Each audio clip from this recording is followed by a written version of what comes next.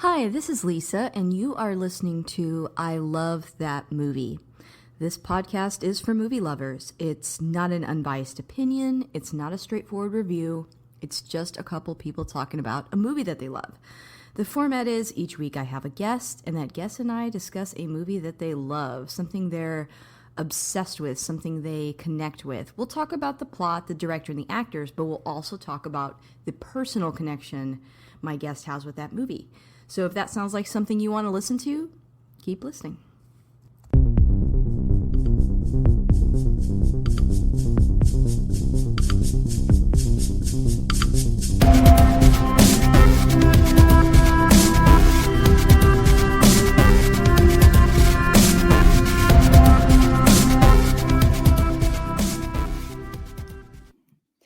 Hey, this is Lisa, and if you want to catch up with me on X, you can find me at ILTM Podcast.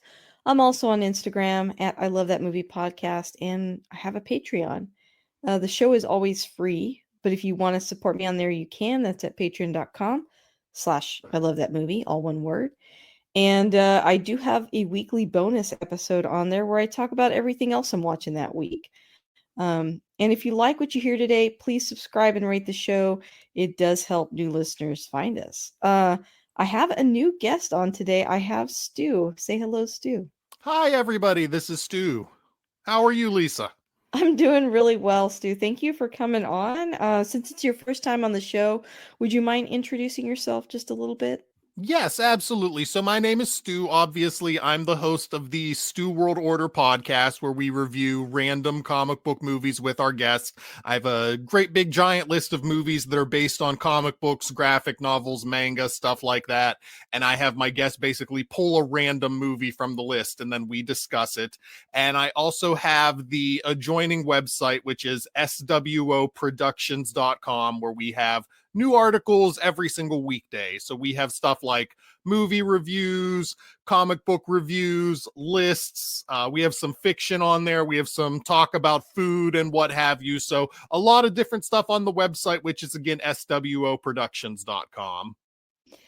Wow, that's great. We love comic book movies on this show as well, so that's really cool. That sounds fun to like pick a random movie from the list and talk about it. I like that concept.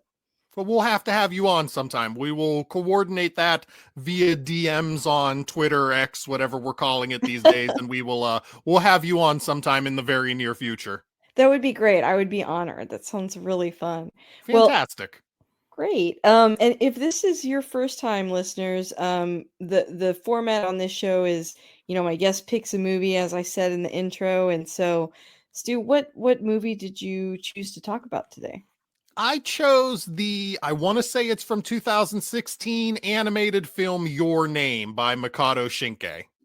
Yes, I'm so excited to talk about this. I'm gonna rip off the Band-Aid now and say this was actually my first time watching this movie, but greatly enjoyed it. So definitely excited. I am a big anime fan myself, and I think it's a genre that's underexplored at times on movie podcasts. So I'm just really, really happy to talk about it. So I'm gonna start by just sharing like a brief synopsis. It's literally a couple sentences, but I don't usually have like a spoiler free and then spoiler filled part of my podcast. We're just gonna kind of talk about everything that we want to talk about, free flowing. So this is your opportunity. If you're listening, you want to pause, go watch it on Crunchyroll first, and then come back. Um, do that now if you're still here. Your Name, like you said, came out in 2016. It involves two teenagers who share a profound magical connection upon discovering they are swapping bodies. And things manage to become even more complicated when the boy and the girl meet in person. So that's a very simplistic version of the synopsis. We're going to talk a lot more about it, but I kind of wanted to start off this discussion by asking you, like, how did you happen upon this film? What's your background with it? So I've been a fan of manga and to a lesser degree anime for probably about 20 some years at this point. I got into it because in college I worked at a bookstore in an airport, which was a great job. Working in an airport's phenomenal, but I worked at a bookstore in the airport, and Wow. right next to the checkout where I worked, this was, like I said, my college job, we had a manga shelf. So I would occasionally on breaks. It was a really great job working at the airport because you knew every single day when you were going to be busy and when you were going to be slow, because the flights all came in and took off the same time every day. So there would be lulls in your day where there would just be no one around in particular. So I would start reading some of the manga books, read them on my break, and I got really into the genre that way. This was a Wow. movie I had heard about several years ago, heard about how good it was, heard all the rave reviews about it, and a buddy of mine has a Plex server, so he used to get Netflix DVDs, which I think he was still one of the last people alive getting those.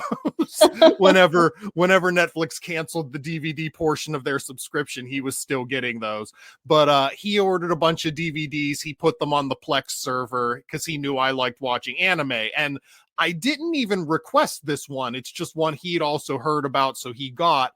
And I was looking for something to watch one day, and I was scrolling through the end of the alphabet, and I saw, oh, Your Name. I've heard a lot about that. Let's give it a watch. So I watched it for the first time probably about 3 years ago at this point. And this Okay. was, when I rewatched it for your show, this was the third time I've seen it. Nice. Well, thank you for sharing that background. This is a title that I've heard about, also, yet I had not seen. I've been a anime fan for a really long time myself, probably similar to you, 20 plus years. I used to work at Suncoast when that still existed. Ah, that makes sense. Yes, And yes, I I miss used Suncoast. Me too, even the anime on Laserdisc, but back in the day, anime was, something that I saw at Blockbuster or, Video Update in the international section. It was like, before Toonami, before all that stuff, and it was kinda hard to come by, so have been a fan for a long time, but surprisingly, this flew under my radar. I have seen, Suzume, though, so we'll talk a little bit about that in our discussion. But next, I kind of want to share just a couple of quick facts. Trusty IMDb kind of threw my way. The first one is that the red braided cord that Mitsuha wears represents the invisible red string of fate that is said to connect someone to their fated person, according to Japanese tradition. Very interesting. I've heard of the invisible red string of fate. For whatever reason, I just never put that together in this movie, though. Yeah, it's a very obvious metaphor, to the point where it's also very much just a red string. So it's really hard to miss, I guess, unless you're just not looking for it at all. I think that I've seen this red string imagery a lot in like other anime or manga and never thought about it until now. Like I didn't think about it. So I thought that was unique. The other thing that I read was that this is the first anime film not made by Studio Ghibli to gross 10 billion yen at the Japanese box office, which came to roughly 98 million. It was also the second highest grossing anime before being surpassed by Demon Slayer Mugen Train 4 years later. Yeah, I knew when this came out, it was a big worldwide phenomenon. I know it had made an absolute ton of money in Japan, and then when it was released in China, it made an additional another ton of money over there. I know it did fairly well, as well as anime in major releases do over in North America. But yeah, I knew it was a big money earner, and it deserved to be. Yeah, it's interesting too that, the Demon Slayer movie kind of surpassed it, and then Demon Slayer surpassed itself again. This time, most recently, wasn't even a movie. It was like, the release of the newest episodes, but still broke records. So it just kind of shows the increasing popularity over here too, that we're having from anime. But yeah, I thought it was a great film, and wanted to talk a little bit about writer director Makoto Shinkai, who I read he found this movie to be incomplete or unbalanced due to budget and time constraints, which I found surprising because I actually enjoyed this even more than I did Suzume. So I thought it was a very complete story. What do you think about that comment, though? I think if the creator of Your Name can look at this movie, this completed movie, and be unhappy with it, I think that says a lot about how anybody who creates anything can be unhappy with what they've created. Anybody who creates anything can still find the flaws or still think like, man, I could have done this, that, or the other thing better. Because as a viewer, I can't find many flaws in this. So if he can, good on him for thinking there's a better version of this that lives somewhere that has a higher budget, because I've seen this, I've seen Suzume, and I've seen Weathering with You, which was his movie that came out in between Your Name and Suzume. And this is the best.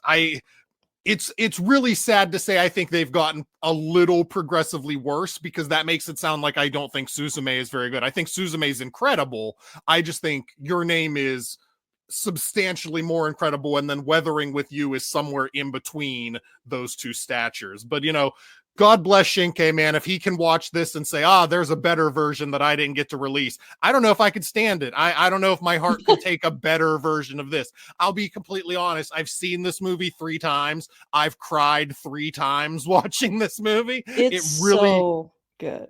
Oh, it's so good, and it really gets to me. And I had my wife watch it the second time that we watched it, and she laughed at me. Like, she'll cry at a lot of things I won't cry at, but I was crying watching this, and she was laughing at me like, this isn't sad. They get together at the end. Nothing about this is sad. And it's just, for me, it's just like, yes, but it's so beautiful, though. There's a lot of emotional depth. I think that Suzume was fun and almost like a more adventure version of this, and at times almost kind of reminded me of like Howl's Moving Castle, but I don't know that, in my opinion, it had the heart that Your Name does. I mean, there's like an emotional depth to me to some of these scenes that I just thought was really, really well told. So I think we're on the same page here. And with that in mind, what do you want to talk about next? Like maybe some of your favorite scenes, or what do you have on your list to discuss? So I was surprised when I watched this the first time, because you start off, and I don't know how much, if anything, you knew about this movie. I knew it was about 2 teenagers body swapping, and that was pretty much all I knew. I didn't know anything else that was going to happen in this movie. So I'm watching it, and for the first act, for like the first half an hour, you're getting exactly what you think you're going to get. You get these 2 teenagers, and they're occasionally body swapping, and it's really well told, and it's kind of funny. It's not necessarily a comedy, but you've got these characters, and they're yelling at each other whenever they wake up back in their own body about how the other has messed up their life, and they're writing notes all over their arms and everything. And I'm thinking, okay, this is good. This is fine. This is a neat little body swap movie. And then probably around the half an hour mark, there's like a musical break. And it almost feels like this is a TV show and this is the opening credits or something, because there's a music break and it's kind of summing up everything that's gone on to that point. And you get the little montage of them switching bodies and everything. And to that point, I thought like, okay, this is a good movie. It's beautifully animated, but nothing about it is really knocking my socks off.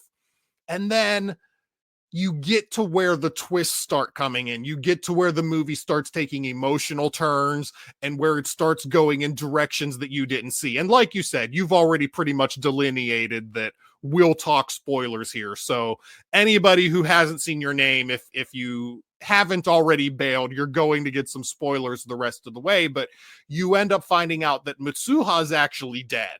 Like, she died 3 years ago, and when they're body swapping, they're not just body swapping, they're kind of time hopping. And when you get to that point, that blew me away when I watched it. I did not see that coming at all, and it floored me. And so for the rest of the way, the next hour, some of this movie, this went from something where I was like, okay, this is cute, I'm here for the animation, to something where like, I just sat there as upright as I could get in my seat, watching this movie, just incredibly interested in everything that was going on. The twist is, it's flawless. And there's some little tiny subtle hints, and there is a little bit of a suspension of belief at certain points. Like the fact that they're looking at their phone every single day and not really thinking about the date is kind of, maybe in real life you might look at the date. I don't know. But there's other little hints, like when when they body swap and she's in his body and he's at that restaurant in Tokyo, and um she says something like, "Oh my gosh, I couldn't afford this on a month's salary." And they say something like, "Yeah, 10 years ago." I feel like that was like a really subtle little hint that, like, hey, this is in the past. She's just not recognizing that yet. Um, but I am a sucker for like time hopping and body switching stuff. I mean, and sometimes body switching stuff can be handled like kind of silly and poorly or whatever, but this movie does a really good job with it, where it's not just that they're swapping bodies, but they're swapping lives. One character is in the country and has kind of a simple life that they're not super happy with. Then you've got the boy that lives in this big city, and that's really what she wanted. And so it's kind of like they're swapping experiences too. But yeah, I thought that the twist was really well done. It adds a lot of emotional depth to the story, because then it becomes a race to like save her life. And I just thought it was really good. I also like the ethereal feeling of all of it, and I know Mhm. there's some inconsistency in the story where how much they remember after they wake up the next day in their own body. Sometimes it seems like they Yeah. remember virtually everything, and then sometimes they're full on forgetting each other's names. Mhm. But I love the ethereal, because we've all been there. We've all woken up from a dream and it's been a particularly good dream, and you're trying to remember it. You're trying to write it down, but you can't quite get that grip on it. You can't quite grasp what you just had. And you can maybe remember flashes or moments, but the longer the day goes on, the more time that passes, and the more you try to remember it, the more it just fades away from you. And then eventually you lose it, unless you've managed to, as soon as you wake up, write everything down. Right. Eventually, you've forgotten what 99% of the dreams you've ever had in your life. Yeah. And I also, you're right, there is a little bit of inconsistency in how they wake up and things like that. But I also found really endearing, earlier I talked about how they're kind of switching lives. And I think that it really gives them an appreciation for the life that the other person has, and they kind of help each other grow too in their relationships with other people.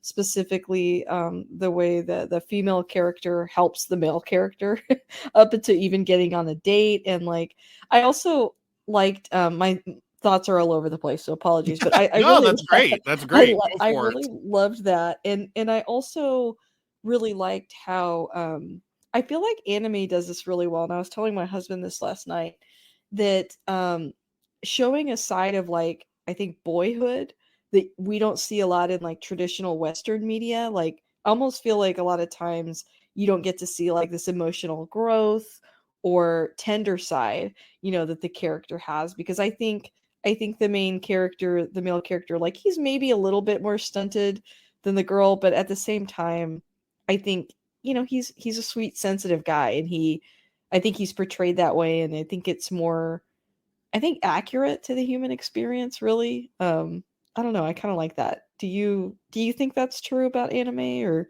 maybe that's just something I've picked up on, or I see? I definitely think that's true here, because I like when you first meet Taki, he's got Mhm. the patch on his cheek because he just gotten into a fight with somebody. We never see the fight. We just kind of hear Right. that, he had gotten in some kind of dust up. And oh, I forget the waitress that he works with. I forget her name, Miss Okubaru. I want to say something similar to that. I may have butchered that.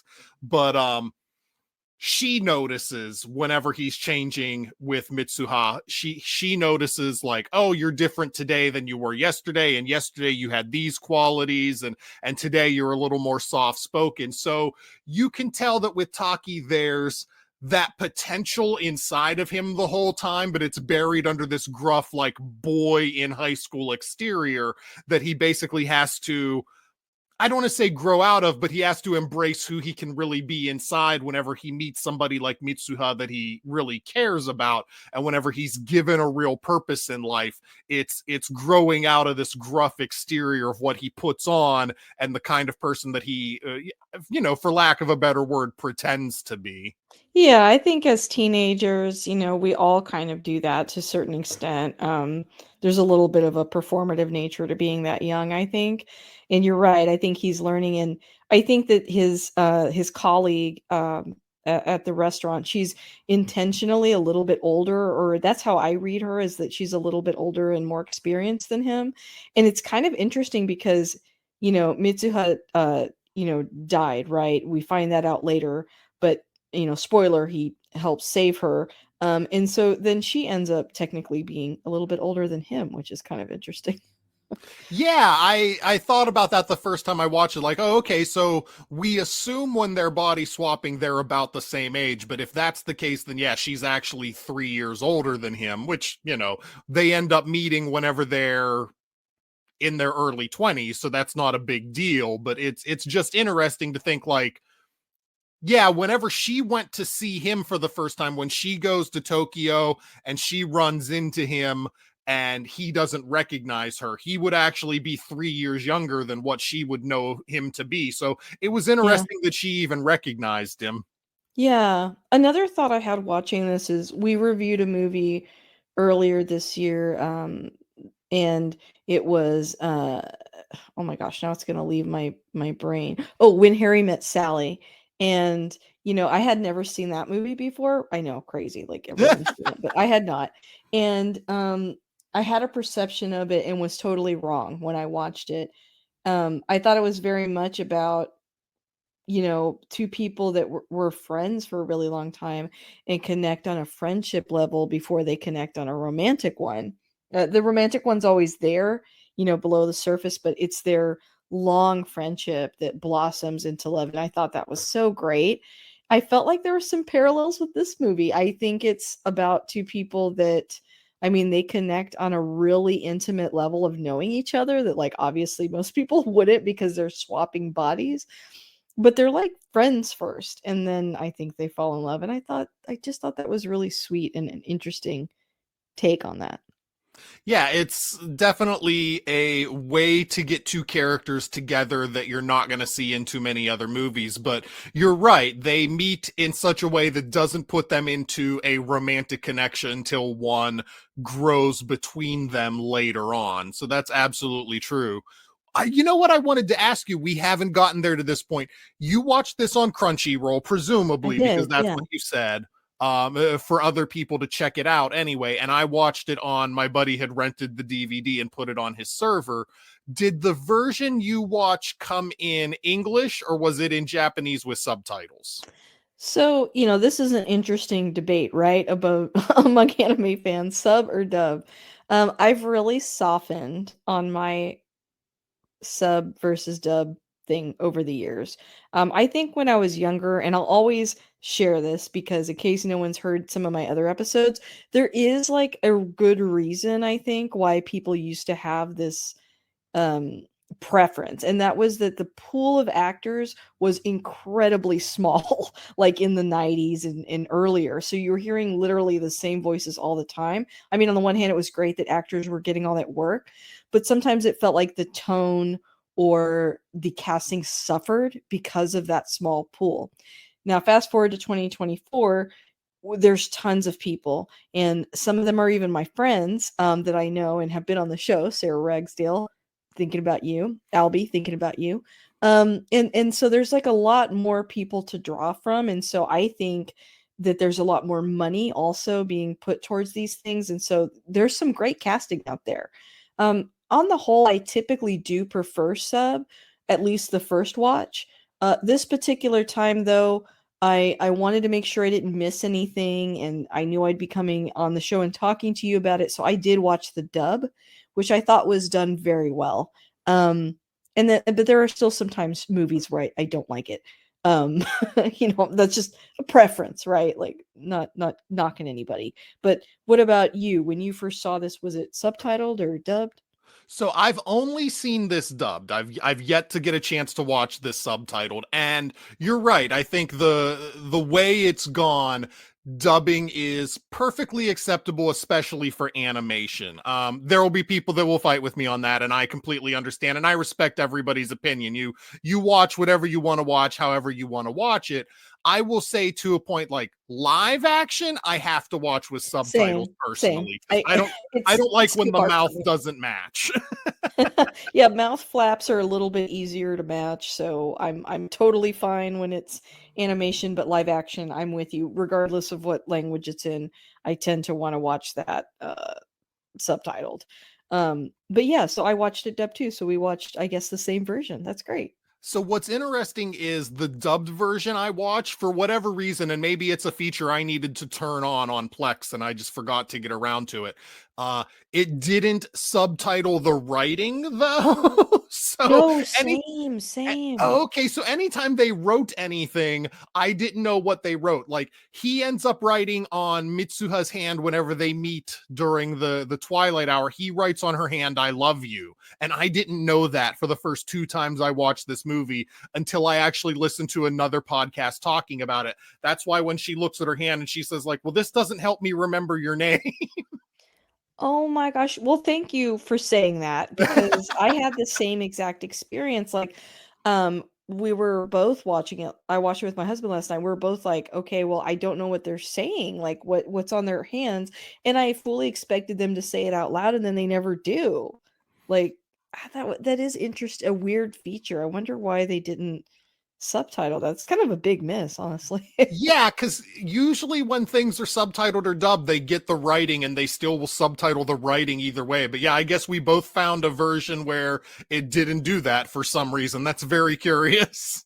Yeah, it's almost like because I've noticed, like, I don't know if it's that way for all Crunchyroll. Well, you get the option, like you can like choose, I guess. But also sometimes it feels like the subbing on platforms these days is really just closed captioning. Have you noticed that? Yeah, to a degree. And I wanted to go back just a minute or two and say I agree with you because I have watched movies like Akira, movies like Ghost in the Shell. I've watched those dubbed, and the voice acting is terrible on those.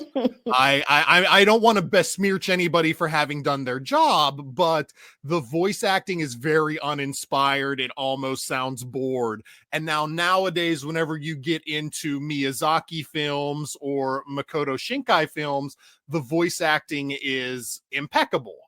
It's really Yeah. well done. I guess I can't say because I've only seen Suzume and Weathering with You. I've only seen those subbed, so I don't know that the voice acting is impeccable on those, but I would assume it is, at least based on how the voice acting for Your Name is. Yeah, I would agree. I don't remember the dub of Akira specifically, but there were some shows that I remember like cringing, even when I Mhm. was younger and thinking like this does not sound great. There are some that I have rose-colored lenses when I think about, but a lot of them just, yeah, weren't great. It felt like an afterthought. Some shows kind of felt like a little bit of a cash grab, like let's just translate this as fast as possible and spit it out there. We don't really understand the content or why people like this. It was very rushed. Um, but we've come so far. I was also thinking when I was sharing the statistics on how well this did, I'm really happy that we're in a space where I love Miyazaki films. I love Studio Ghibli films. They're so well done, but there's so much more out there. And this is such a great example of that. That for different levels too. I think in America we often think animation means that it's a movie for children. But it doesn't have to be. And so I'm excited that things like this are crossing over. And I actually think this is a great movie if you haven't watched a lot of anime to maybe start with, because I think it's very easy to follow and it's beautifully animated, as you said, and a pretty straightforward story too. Yeah, it gets a little confusing early on. You've kind Mhm. of got to sit with it and just let the movie take you on the ride, because I think one of the first things you see is Taki waking up in Mitsuha's body. And I remember the next thing you see is Mitsuha going out to breakfast with her grandma and her sister, and it's actually Mitsuha at that point. This takes place Yes. one day after the day that he wakes up in her body. So you've started to get all these characters tell her, oh, this is how you were acting yesterday. That's weird. And the first time I watched it, that threw me just a little bit because it took me a second to realize that wasn't all the same day. I would agree with that. I would say for someone new to anime, sometimes you're kind of thrown into the world and then it's explained as you go, which is something I like about anime, but it can be disorienting and kind of confusing. Like it's not uncommon to even start a show first episode and they don't explain anything. You're already in the world. The world building comes as an afterthought. And so I think that that's the case in this movie where it's like, oh, it's already happening, we're going to explain this later, and they do to a certain extent, but I agree with that. It could be confusing for sure.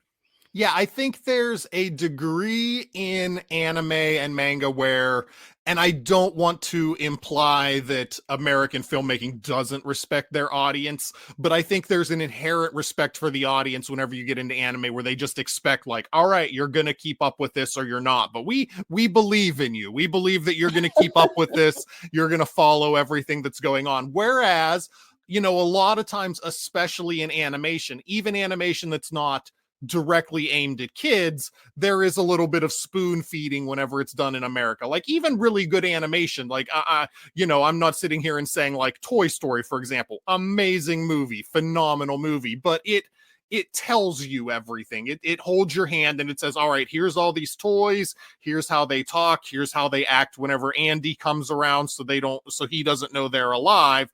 Whereas in something from Japan, perhaps they may not do that much hand holding. They may just kind of throw you right into the world and expect you to stay afloat.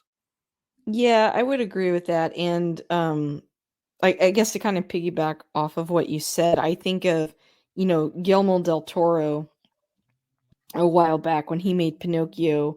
He and this is not a dig at Pixar because I love Pixar, but he talked about something that you're saying specifically around like facial expressions and how in Pixar all their emotions are heightened or exaggerated by the way that they act. Like every single word has to have like a big facial expression to it in order to get that emotion across. And he kind of prefers like the subtlety of letting the dialogue and the characters express it without needing to imbue all of that.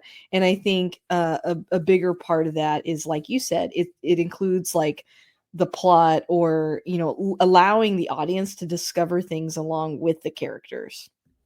Yeah, definitely. I 100% agree with that. I think that whenever you get into animation, being able to do things with facial expressions and the way characters physically react to things, you can have a lot of fun animating that. But yeah, no, I think Del Toro's absolutely right there, where you need to be able to show some constraint at that point too.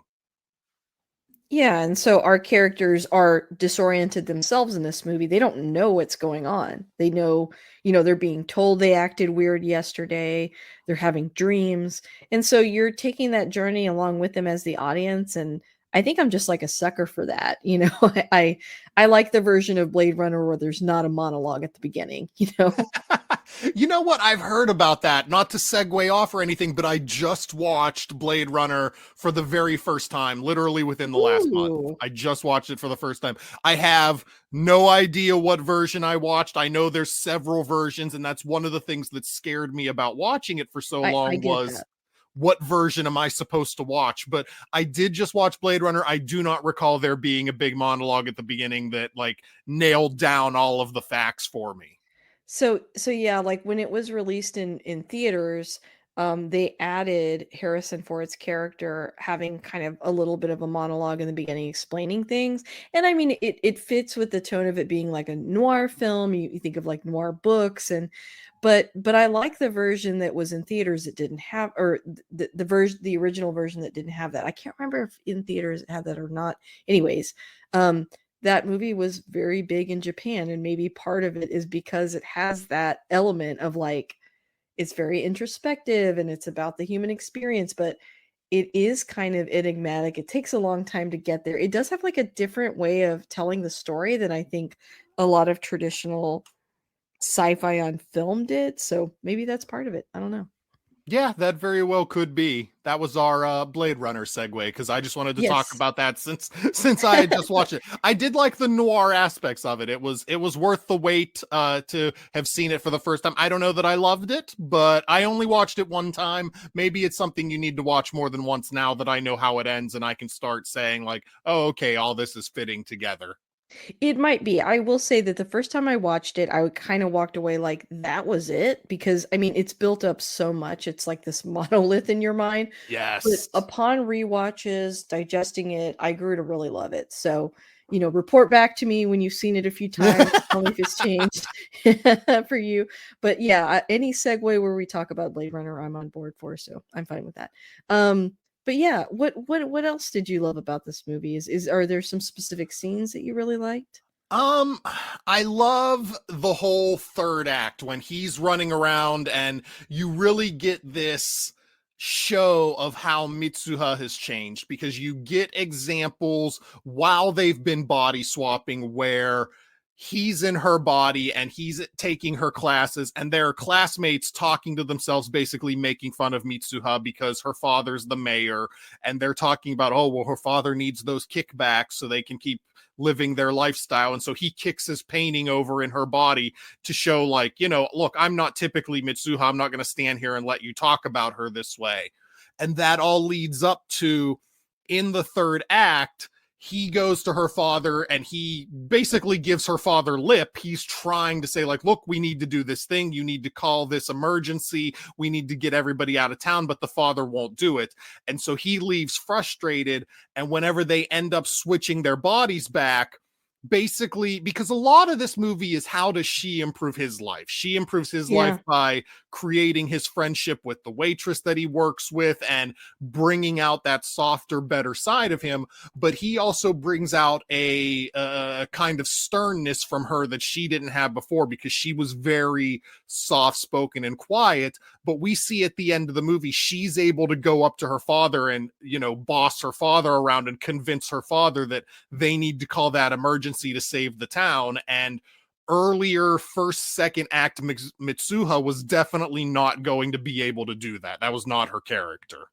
Yeah, I love what you touched on there. And I think both behaviors are sort of gender coded in some ways. Like the waitress even says to Taki, like, oh, you have a feminine side, you have a sensitive side. And I think without Mitsuha's influence, he misses out on really important relationships that are really good. Like he's got those friends that like put a little lunch together for him just because they care, because they like him. And like when he's back in his body the next day, he's a lot less grateful. He's a lot less like, he's not noticing these things, and he's not treating his female coworker the way she wants to be treated.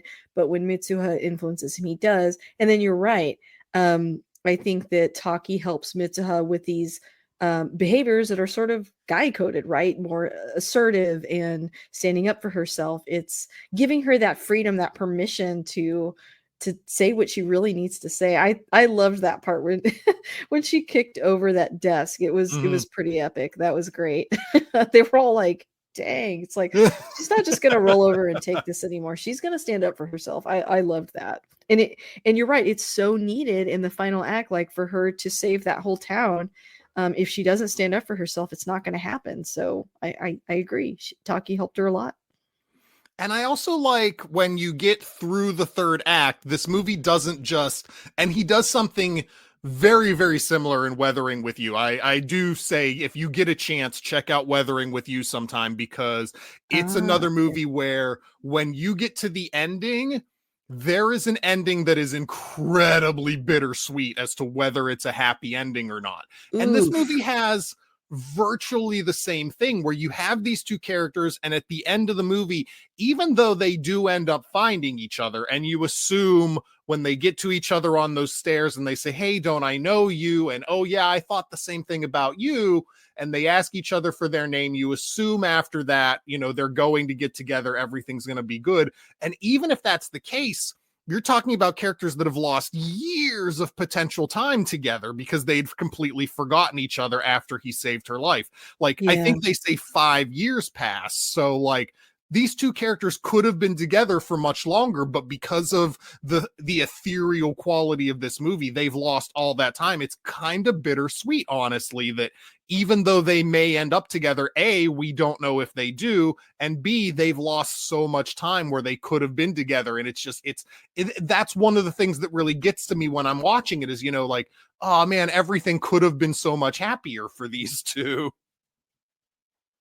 For sure, they're kind of like two ships passing in the night kind of thing. It's interesting because they both change so much over the course of knowing each other, and they're both at this age where you change a lot more, I think, after that, Mhm. right? Like 17 to 20 or 20 to 25 even. So you're so right. Like they could be like different people by the time they meet again, and yeah, they might have a connection or they might remember each other, but maybe that chemistry, that magic is gone now, and that is really bittersweet. You're right.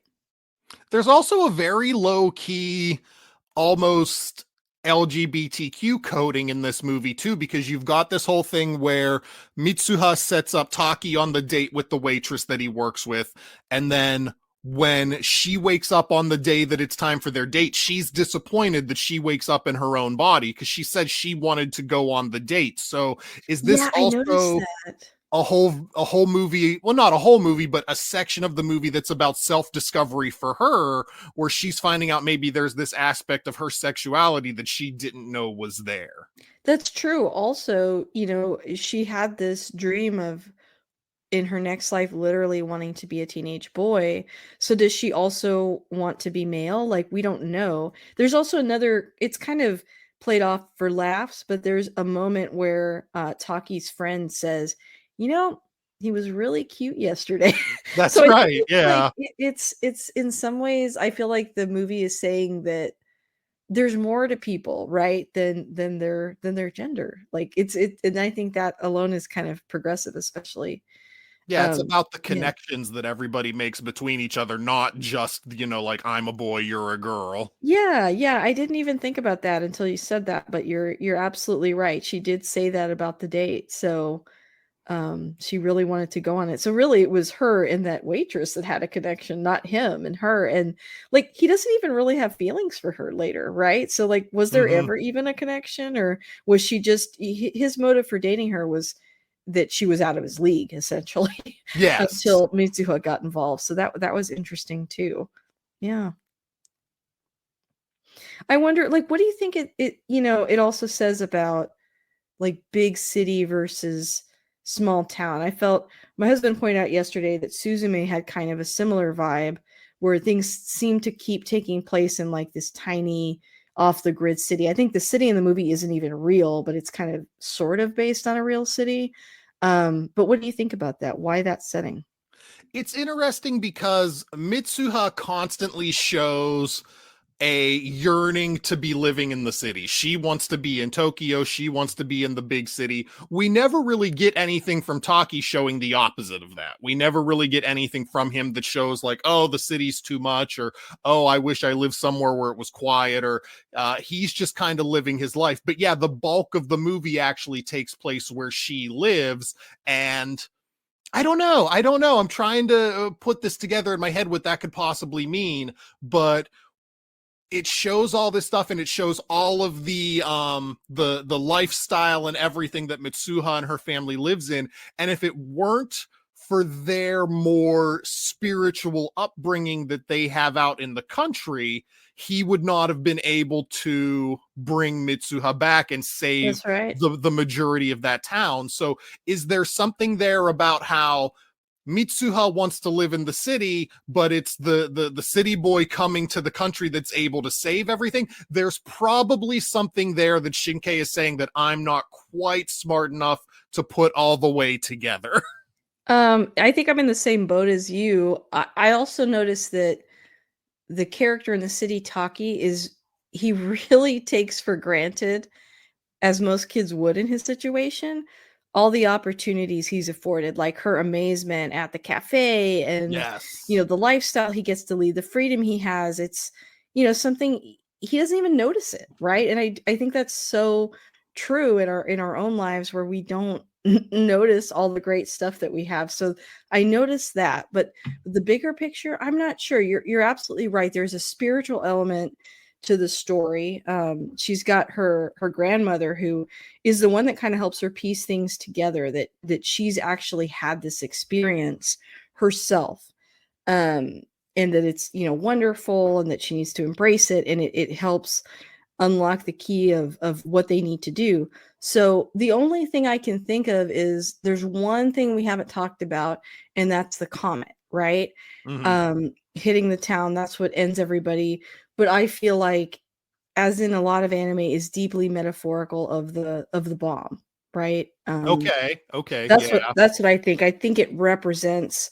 I feel like in a lot of anime storytelling, even Akira has some element of this too. But it's like going back to this huge, horrible event that changed everything in literally an instant for so many people, and like all the lives that were potentially lost, all the people that aren't going to be here because of that event. And Mitsuha is a person that is not going to get to grow up, is not going to get to live her life. What if somebody could have changed that? And maybe the spiritual element of it being traditional Japanese life is kind of like saying, like, what if there wasn't a Western influence? Maybe, I don't know. I'm really reaching here, but I think No. It's interesting to think about, because literally no country on the face of the earth except for Japan has that experience. No country has that history to draw from of something like that magnitude happening to them. So it's so hard to comprehend as somebody who sits here and lives in America and has lived an American life my entire life. It's hard to comprehend how you would live in the specter of something like that influencing everything and influencing your entire country's history. And I get it, like, there have been other things similar to that. Like in America, yeah, we have 9/11. Big, huge, enormous historical event happened, but honestly, in the scope of the 2 atomic bombs being dropped, I don't know how big you could possibly say that comparison is.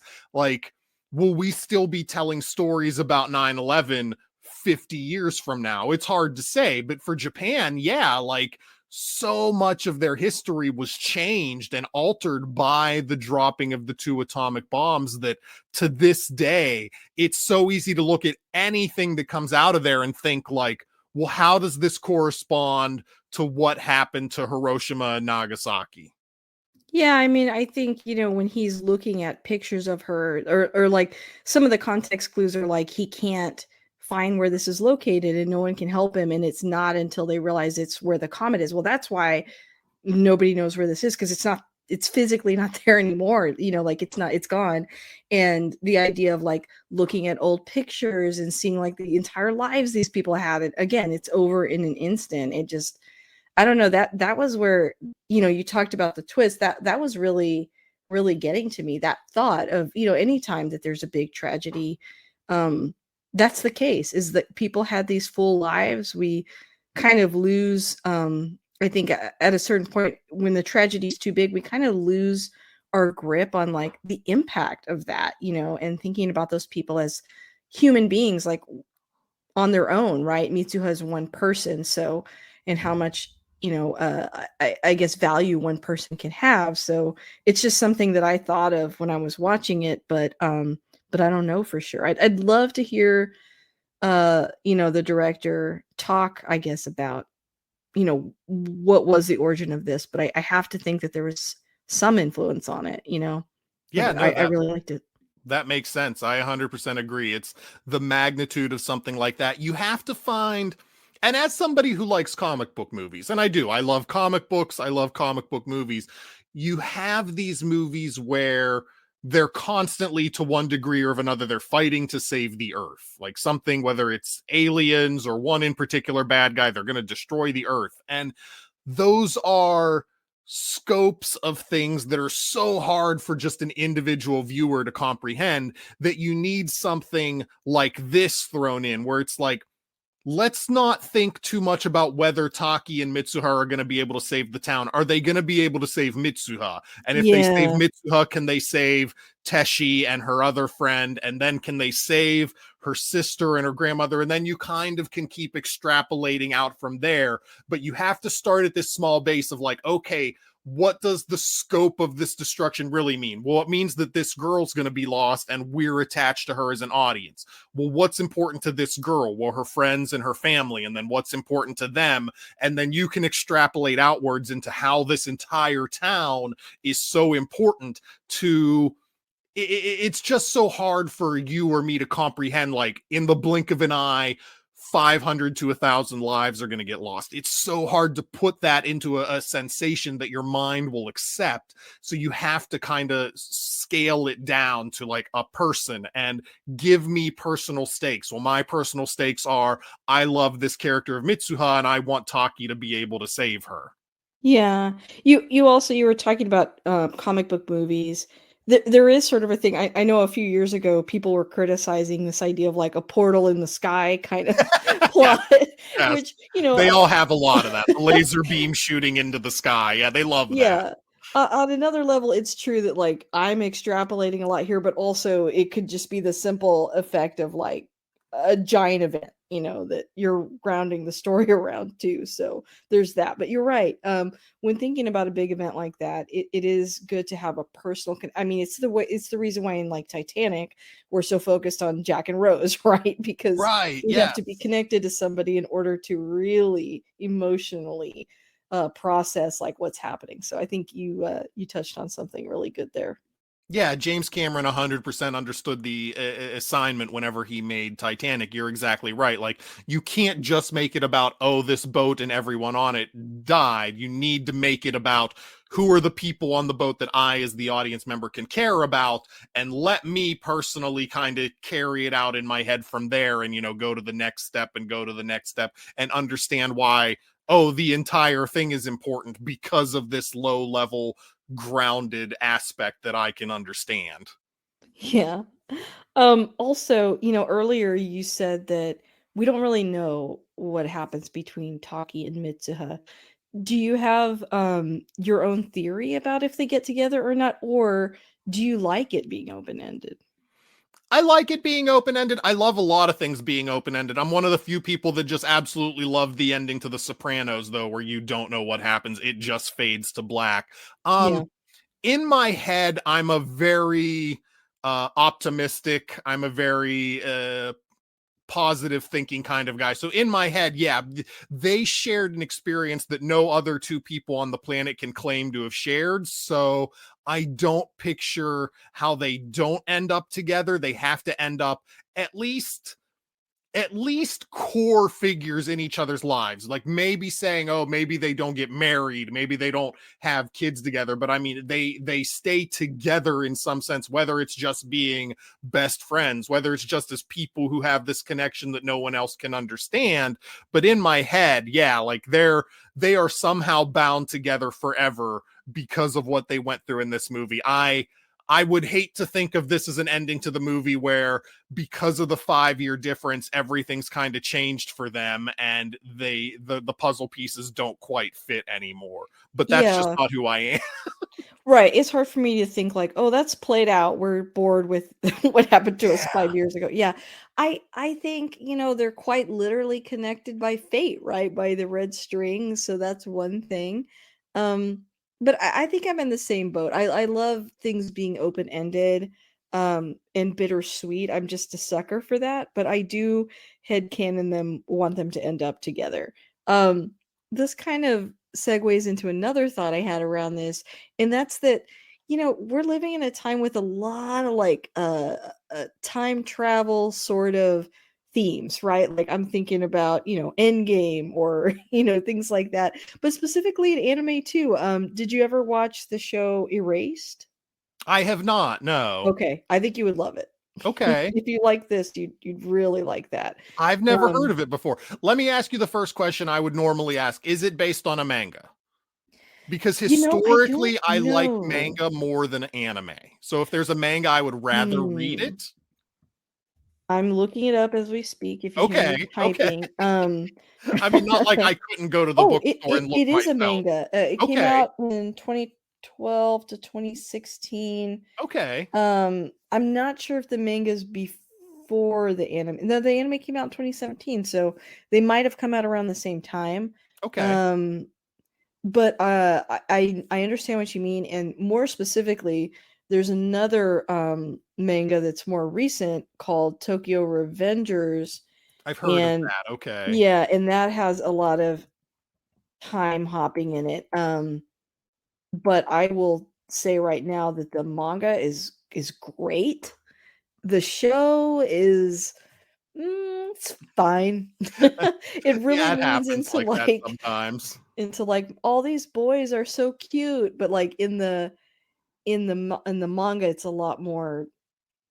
I just think it's better. The Okay. art's better. The story pacing is better. I don't know, but yeah, there's kind of a few sort of time hopping animes right now. So I don't know, just something I was thinking about watching it. Interesting. Yeah, I'll check out. I will 100% the next time I live very close to several bookstores, I will head out and see if I can find Erased and Tokyo Revengers, which I've like I said, I've heard of the latter. Erased is completely new to me. Yeah, I would say Erased is probably the one to start with. Okay. Like I said, Tokyo Revengers, it's good. It's just not as good as Erased. So, um, but yeah, there's a few.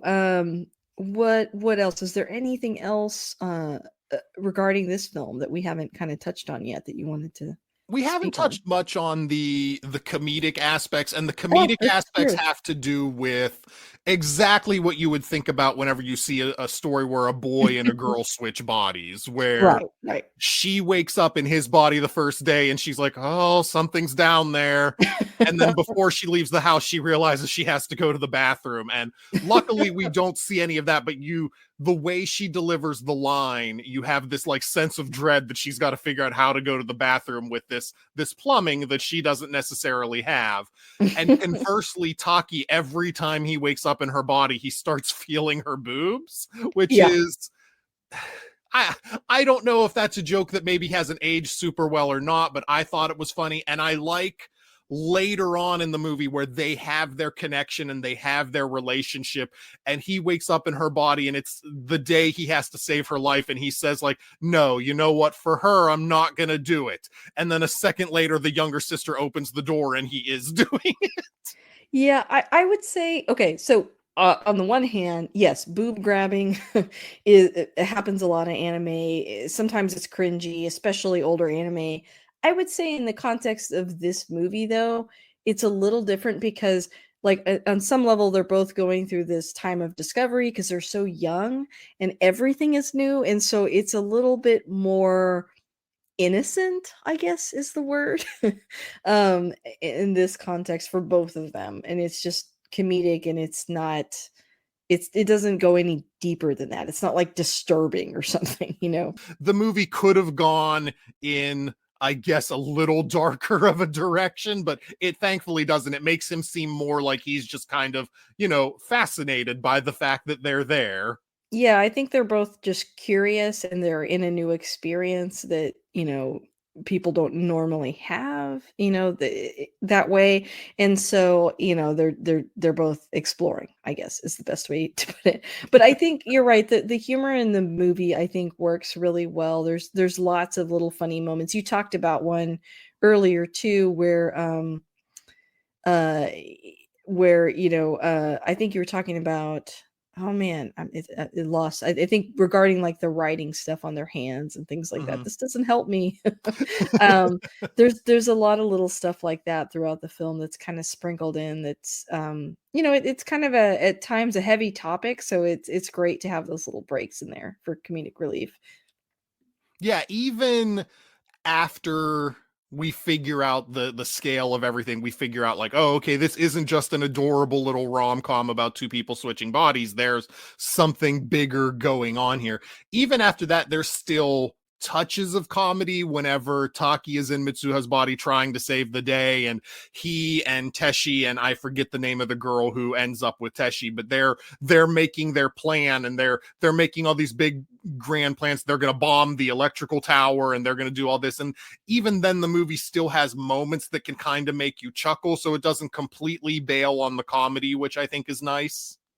Yeah, I fully expected, until we find out the twist. I thought we were gonna see Mitsuha's friends like together as a more mature couple, that because they keep hinting that they act like an old married couple essentially, which they totally do. But like, when we find out the twist, they're not alive unless we save them, so you don't get that. But I did appreciate all those little breaks. The waitress character in Taki's life and his friends kind of have comedic beats as well, and there's just kind of little moments. One that I really like is her father, when he's giving like that big speech, and then he just yells at her to like stand up straight. And she borderline bursts into tears and says like, it's so embarrassed in front of everyone. And I turned to Nick and I was like, man, when you're a kid, this stuff is such a big deal. Like, she's ready to like leave the town based on that one little interaction. But so true, so accurate to the teenage experience.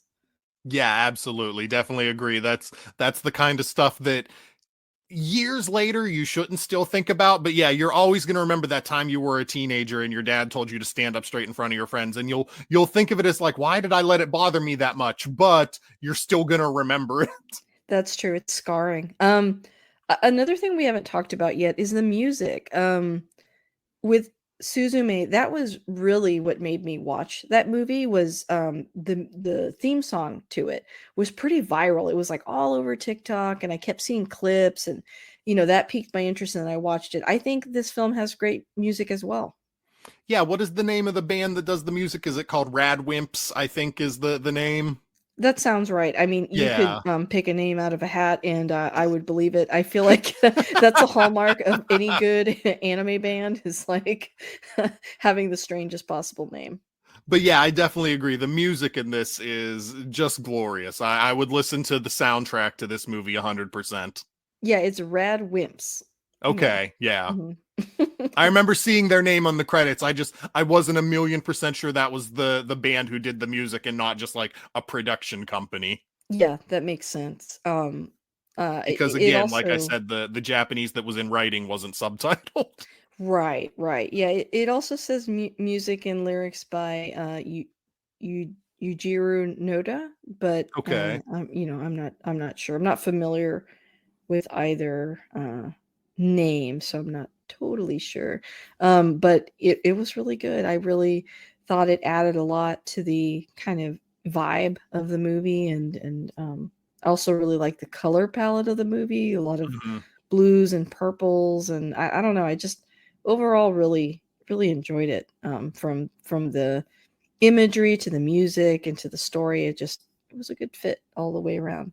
Yeah, Miyazaki movies look great. Studio Ghibli movies look great, Sure. but Shinkei's movies I think are gorgeous. Hmm. And again, this comes back to when you get a chance, check out Weathering with You. I think Weathering Okay, with I You will. is up there for me with the Spider-Verse movies for the best Ooh, animated thing I've ever seen. It because wow. Weathering with You is all about weather. It's all about this torrential rain that just Mm. pounding Tokyo, and the rain looks so realistic in it. It's this beautiful joining of hand-drawn animation and CGI, and it's so good. And we're getting away from Your Name, but the animation in Your Name is beautiful. Just the cityscapes that you see of Tokyo and the countryscapes that you see of Mitsuha's hometown, it looks so good. His animation and the team of animators that he has working on these movies are just top shelf. Yeah. Do you know the name of the production company? I don't I'm not offhand, super no. familiar either. And that stood out to me too, is like I didn't see a name at the beginning that I'm like, oh, that company, so like I thought Mhm. that was interesting too. I'm kind of looking right now, but produced by Comics Wave Films and distributed by Toho. Toho I'm familiar with, but Yeah. not Comics Wave Films. Interesting. Okay. Mhm. Um Yeah, it is really pretty animation, and there's a lot of great animation out right now.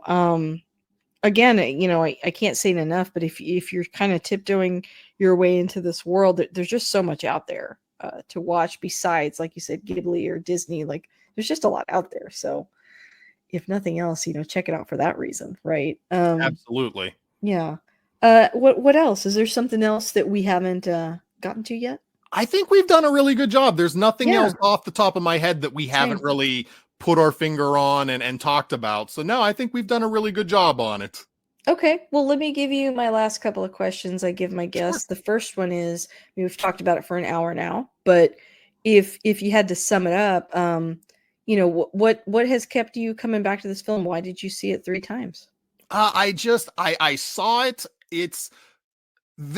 I'm trying to think how to put this. When I see a movie, I almost never give it 5 stars right off the bat. Usually I have to see a movie twice before I'll say, okay, that's a 5 out of 5.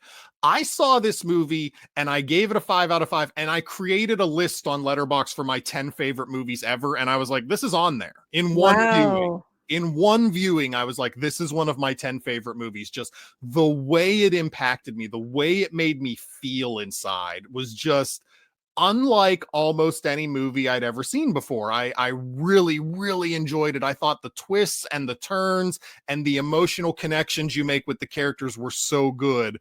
I couldn't deny how much it made me feel. And then Oh. a month later, I really wanted my wife to watch it. So I was like, come on, you've got to watch this movie. I love this movie. I want you to watch it. And then whenever you invited me on the show, I kind of threw a couple movies at you. The first Yeah. one I named, you said, oh, I've done that one before. And you've done 200 some episodes. So that makes all the sense in the world. I know. At a certain point, I am going to have to go back over some of these movies, but I no, thought, that's but when great. I saw your name on there, I was like, okay, that's an opportunity. That was Yeah, on the list. definitely. So whenever of the list, you said the first one I named, you said, oh, we'd already done that. No problem. And you said, what about your name? And I was like, bingo, I will cry again. That's fine. Anytime. So I watched her name, and yeah, I didn't cry as much. The first time I watched this movie, I full on ugly cried. It was terrible. But the second time and the third time, just a little bit of tears, because it's really well done. I definitely will watch this movie again. Like I said, no other movie did I watch one time and say, this is in my top 10 Wow. movies of all time. It's that good. I love that. That is such a special feeling when you're watching a movie and as you're watching it. I think it was actually, okay, which actor was it? I think it was Kumail Nanjiani said, I think it was when Blade Runner 2049 actually came out. He said, "Do you ever have that feeling that you're watching one of your favorite movies for the first time? That feels so good." And I'm like, yes, like that is such an incredible feeling. Yes.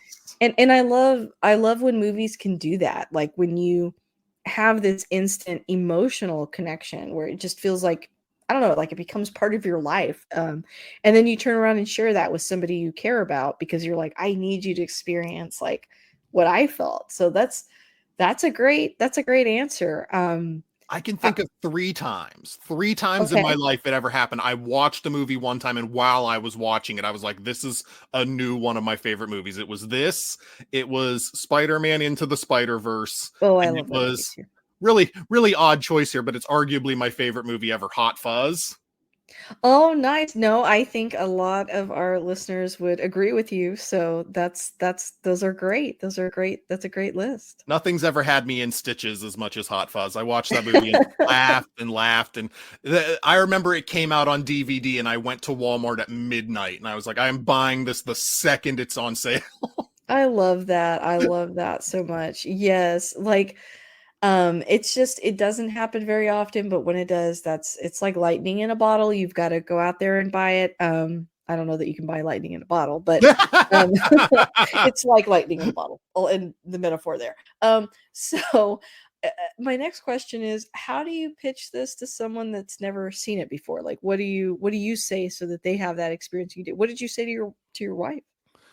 With my wife, it's pretty much, we just say, like, sit down, you have to watch this. It's really easy. An easy sell. Yeah. That's how marriage works. But for somebody else, I'd say, look, it's gorgeously animated. If you don't want to watch it with subtitles, because that does turn off a lot of people. I know my wife doesn't like watching things with subtitles in general. I say Right. the English dub acting is extremely good. You can watch it with the English dub acting and you're not going to lose anything as far as I'm aware. Yeah. And it's just this really heartfelt story that takes a twist that you almost certainly won't see coming, and you'll probably really be floored by.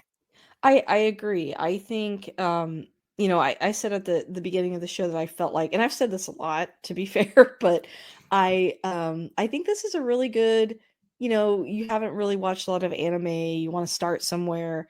I think it's a solid, concise story, a good place to start. I think that you've mentioned it several times, but the animation is beautiful. It's a great story, great characters. It's got all the hallmarks of why anime fans like anime and why moviegoers like movies. So I think just all around, definitely check it out. It's a great experience. So yeah. Well, Stu, this was an absolute pleasure. Thank you so much for picking this movie. It has been really fun to talk about it. But before you go, why don't you tell us where we can find you? Sure. So the Stew World Order podcast is on pretty much any podcast player you're going to find. I'm sure wherever you're listening to I Love That Movie, you can find the Stew World Order. The website, again, is swoproductions.com, where we have articles every single weekday, and any social media that we're on. So that's Threads, Instagram, Twitter, X, whatever you want to call it. We are at SWO Productions. Well, thank you so much for coming on, Stu. I Well, hope thank to you have for you having back me. soon. I had an absolute blast, so I really do appreciate your having me on. Absolutely.